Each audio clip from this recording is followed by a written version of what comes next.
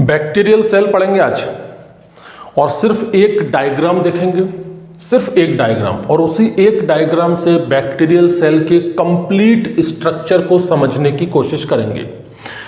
Okay, देखते जाओ भाई, बना रहा हूं मैं सिर्फ एक डायग्राम और उसी एक डायग्राम में अपन कोशिश करेंगे कि पूरा बैक्टीरियल सेल का स्ट्रक्चर हमें समझ में आ जाए।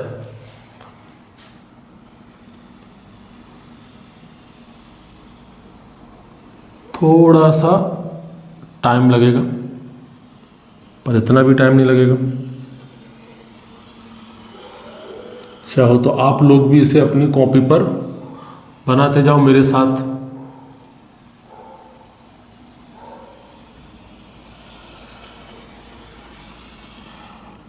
चलो देखो, पहले इतना देखो, नहीं तो पहले बनाएंगे पूरा, फिर आप लोग देखते रहोगे, 5-10 मिनट इसी में चल जाएंगे।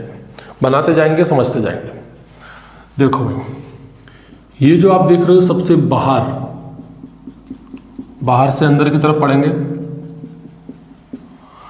ये जो आप सबसे आउटर मोस्ट लेयर देख रहे हो ना, इसे कहते हैं ग्लाइकोकैलेक्स। इसे क्या नाम दिया गया है? ग्लाइकोकैलेक्स। ये दो प्रकार की होती है। बैक्टीरिया भी दो प्रकार के होते हैं, एक होते हैं पैथोजेनिक बैक्टीरिया और एक होते हैं non pathogenic bacteria. Pathogenic bacteria मतलब जो डिजीज कॉज करते हैं, जो कि हमारे लिए हार्मफुल होते हैं। एक होते हैं नॉन पैथोजेनिक बैक्टीरिया, जो डिसीज कॉज नहीं करते, जो किसी भी प्लांट और एनिमल को कोई नुकसान नहीं पहुंचाते, उन्हें कहते हैं नॉन पैथोजेनिक बैक्टीरिया।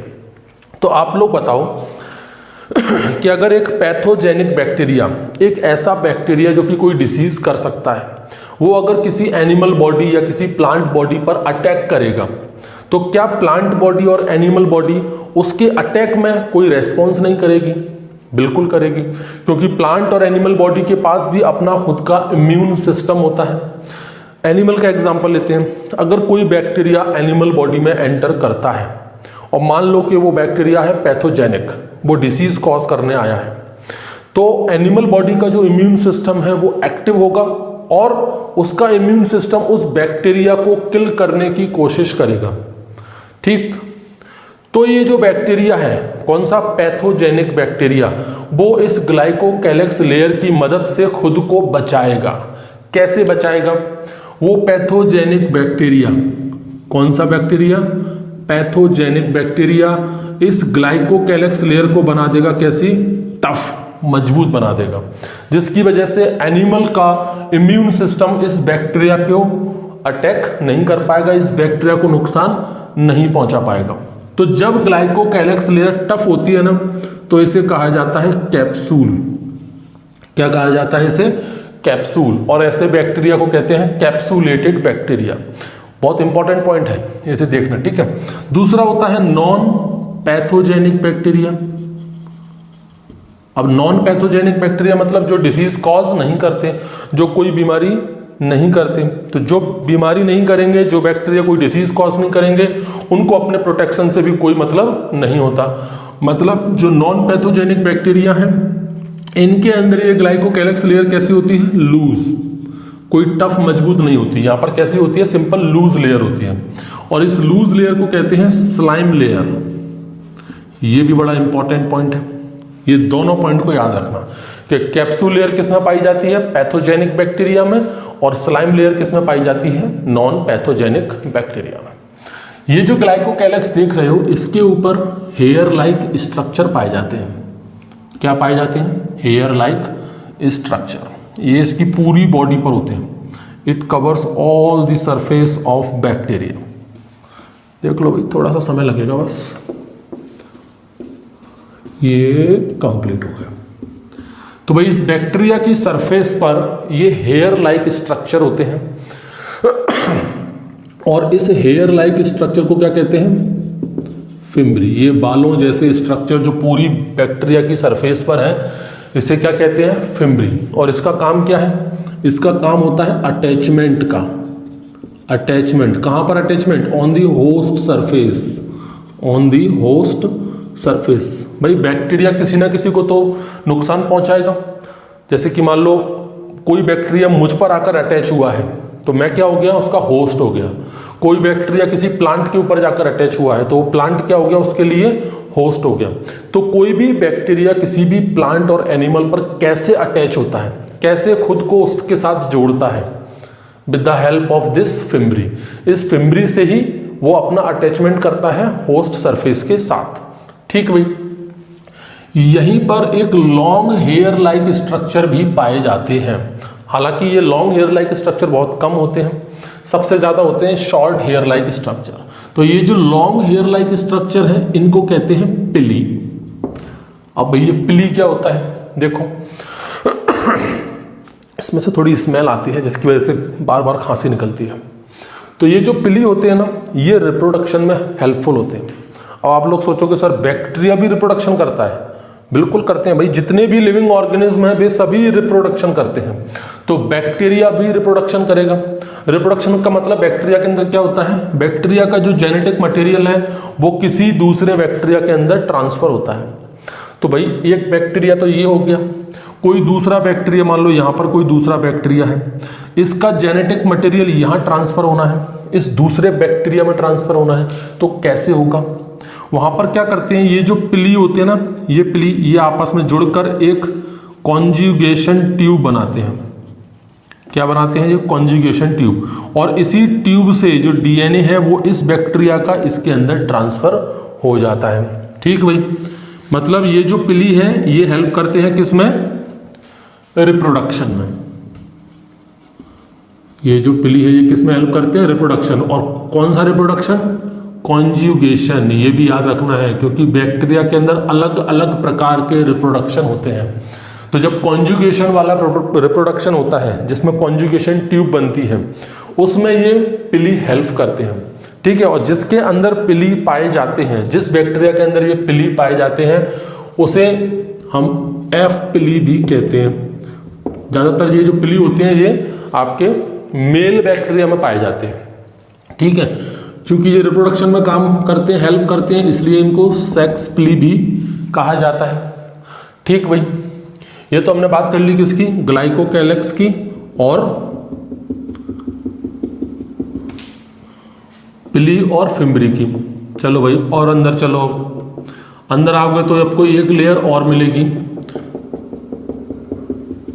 चलो और अंदर आओ भाई तो आपको मिलेगी एक जो दूसरी लेयर, इसका नाम है सेल वॉल।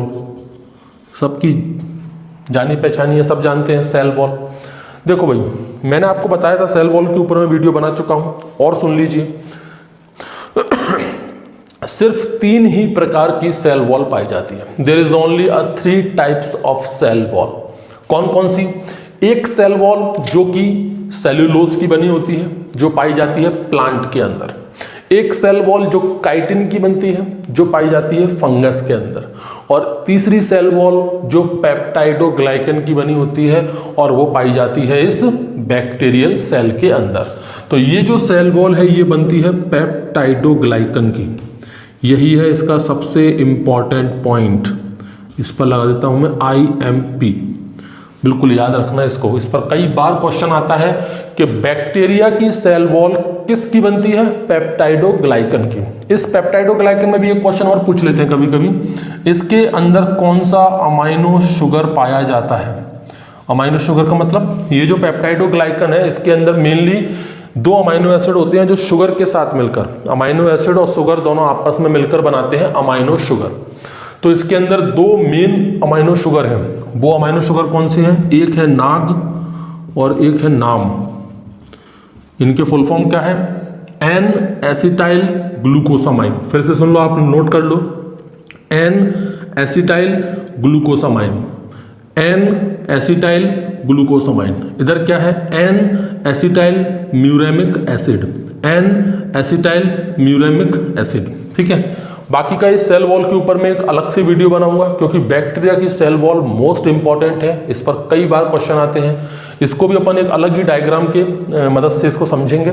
अभी के लिए बस इतना याद रखो कि बैक्टीरिया की सेल वॉल पेप्टाइडोग्लाइकन की बनी होती है जिसके अंदर 2 मोस्ट इंपॉर्टेंट अमाइनो शुगर होते हैं, नाग और नाम।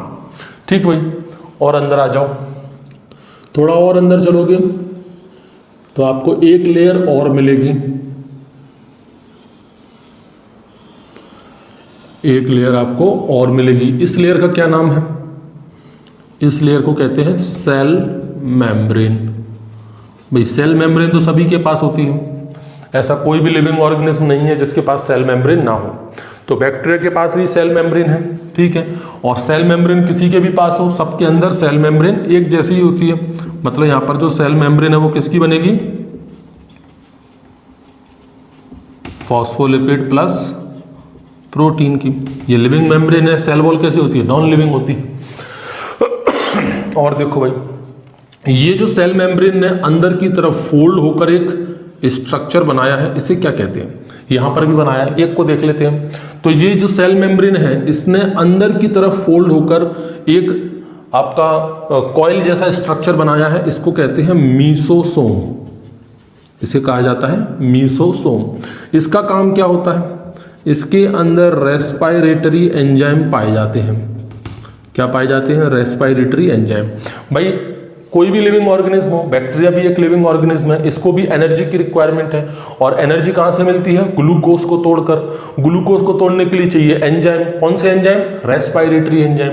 तो इसके अंदर जो रेस्पिरेटरी एंजाइम है वो पाए जाते हैं मीसोसोम के अंदर, ठीक है भाई।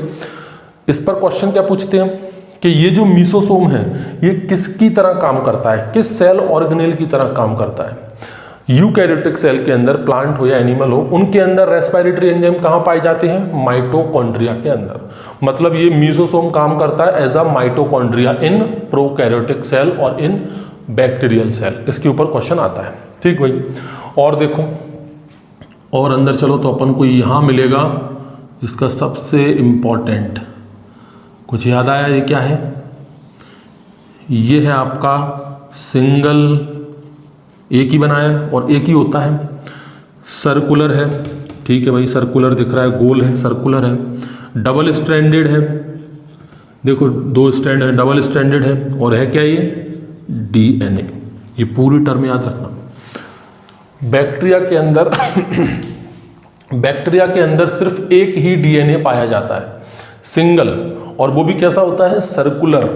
और कैसा होता है? Double stranded. तो single, circular, double stranded DNA होता है बैक्टीरिया के अंदर। इसके अलावा और कोई डीएनए नहीं होता। तो ये जो बैक्टीरियल डीएनए होता है, single, circular, double stranded DNA, इस डीएनए में और यूकैरियोटिक सेल के डीएनए में, मतलब हमारे और प्लांट के डीएनए में बहुत अंतर है। ये एक बैक्टीरिया का डीएनए है, एक प्रोकैरियोटिक सेल का डीएनए है। मेन क्या अंतर है वो देखो, एक तो ये हो गया सर्कुलर, जबकि यूकैरियोट का डीएनए कैसा होता है? लीनियर। आप लोगों ने देखा होगा इस तरह का डायग्राम भी आप लोगों ने देखा होगा किताबों में। हम लोगों का ये किसका डीएनए है? प्लांट का और एनिमल का। प्लांट और एनिमल में ऐसा डीएनए होता है, ठीक है। जबकि बैक्टीरिया का डीएनए कैसा होता है? ये गोल। ये डीएनए किस प्रकार का है? लीनियर डीएनए है। ये कैसा है? लीनियर। मतलब इसके दो एंड होंगे, एक एंड यहाँ होगा, एक एंड यहाँ होगा। भाई कहीं ना कहीं तो ये खत्म हो रहा होगा। और ये कैसा होता है? सर्कुलर। इसका कोई एंड नहीं है, कोई इसके छोर नहीं है। ये जो लीनियर डीएनए होता है ना, इसके अंदर पाए जाते हैं हिस्टोन प्रोटीन। क्या पाए जाते हैं इसमें? Histone protein. और ये लीनियर डीएनए एक न्यूक्लियर मेम्ब्रेन से कवर्ड रहता है। यहाँ पर किसी भी तरह की कोई न्यूक्लियर, यहाँ पर तो न्यूक्लियस ही नहीं है। जो डीएनए है वो इसी साइटोप्लाज्म में। ये क्या है भाई? ये बनाया मैंने इसका साइटोप्लाज्म। ये है इसका साइटोप्लाज्म। ये जो डीएनए है इसके साइटोप्लाज्म में ही रहता है। इसके अंदर कोई भी न्यूक्लियस जैसा स्ट्रक्चर नहीं होता। तो जब न्यूक्लियस नहीं है तो न्यूक्लियर मेम्ब्रेन नहीं होगी, न्यूक्लियर मेम्ब्रेन नहीं होगी तो न्यूक्लियोलस नहीं होगा, न्यूक्लियोप्लाज्म नहीं होगा। इसके अलावा एक इंपॉर्टेंट पॉइंट कि इसके अंदर हिस्टोन प्रोटीन एब्सेंट होता है। ये इस पर क्वेश्चन आता है। हिस्टोन प्रोटीन क्या है? ये सब अच्छे से पढ़ेंगे डिटेल में, अब भी इसके ऊपर चर्चा नहीं करनी। बस इतना याद रखो कि हिस्टोन प्रोटीन पाया जाता है यूकैरियोटिक डीएनए के साथ। एक्चुअली में डीएनए जब क्रोमोसोम में बदलता है ना भाई, क्रोमोसोम किसका बना होता है? डीएनए का। तो एक डीएनए क्रोमोसोम जैसा स्ट्रक्चर बनाता कैसे है? हिस्टोन प्रोटीन से मिलकर। अभी नहीं पढ़ना, ठीक है, बाद में पढ़ेंगे। तो ये जो डीएनए है इसके अंदर हिस्टोन प्रोटीन नहीं होता, ना ही कोई न्यूक्लियर मेम्ब्रेन होती है। और इसके डीएनए को हम कहते हैं न्यूक्लियोइड। ये है आईएमपी। क्वेश्चन आता है, डायरेक्ट क्वेश्चन आता है कि बैक्टीरियल सेल के डीएनए को क्या कहा जाता है? न्यूक्लियोइड। ये टर्म याद रखना, क्या कहते हैं इसको, न्यूक्लियोइड। और भी बहुत सारे नाम है, इसको जीनोफोर भी कहते हैं, इसको प्रोक्रोमोसोम भी कहते हैं, लेकिन मोस्ट इंपॉर्टेंट है न्यूक्लियोइड। ठीक है भाई, और देख लो ये क्या बना दिया मैंने, ये बनाया मैंने राइबोसोम। और कौन से राइबोसोम होते हैं इसके अंदर, 70S टाइप के।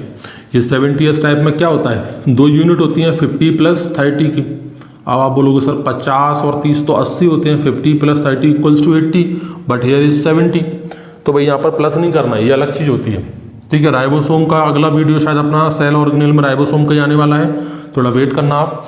तो 70S, 50 + 30S। ठीक है भाई, इस तरह का जो राइबोसोम होता है 70S वाला, इसे कहते हैं प्रोकैरियोटिक राइबोसोम।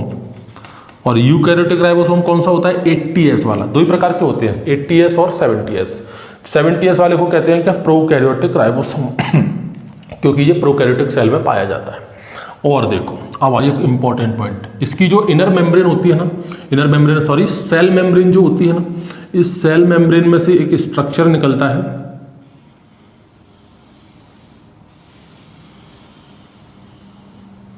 ये एक पूंछ जैसा स्ट्रक्चर, एक टेल लाइक स्ट्रक्चर निकलता है। इसे क्या बोलते हैं, इसे कहते हैं फ्लैजिला। इसका क्या काम हो सकता है भाई, ये फ्लैजिला का काम होता है मूवमेंट का। भाई एक बैक्टीरिया, अगर मान लो कोई बैक्टीरिया सरफेस पर है तो वो मूव नहीं कर पाएगा, लेकिन अगर बैक्टीरिया वाटर के अंदर है, पानी के अंदर है, लिक्विड में है, तो वो बैक्टीरिया मूव कर सकता है, एक जगह से दूसरी जगह जा सकता है। कैसे जाएगा, इसी फ्लैजिला से। ये फ्लैजिला जो होते हैं वो एक ही जगह पर रोटेट करते हैं। आपने सबमरीन देखी होंगी, जो पानी के अंदर जो जहाज होते हैं उनको सबमरीन कहते हैं। उनके अंदर भी इस तरह का गोल गोल घूमता है पीछे, वो जब पीछे से घूमेगा तो सबमरीन आगे की तरफ जाती है। ये एग्जैक्ट उस सबमरीन की मशीन की तरह काम करता है। ये फ्लैजिला अपनी जगह पर रोटेट होता है, इस डायरेक्शन में रोटेट होता है और आगे की तरफ ये बैक्टीरिया मूव करता है। तो ये फ्लैजिला है, इसका काम क्या है, मूवमेंट। ठीक है भाई, एक चीज और पूछ लेते हैं कि फ्लैजिला किस प्रोटीन का बनता है। तो यहां पर होता है फ्लैजिलिन प्रोटीन। ये भी याद रखो कि फ्लैजिला किस प्रोटीन का बनता है, फ्लैजिलिन प्रोटीन का। और देख लो भाई, अब ये क्या बनाया मैंने, ये बनाया मैंने वॉल्यूटिन ग्रेन्यूल्स।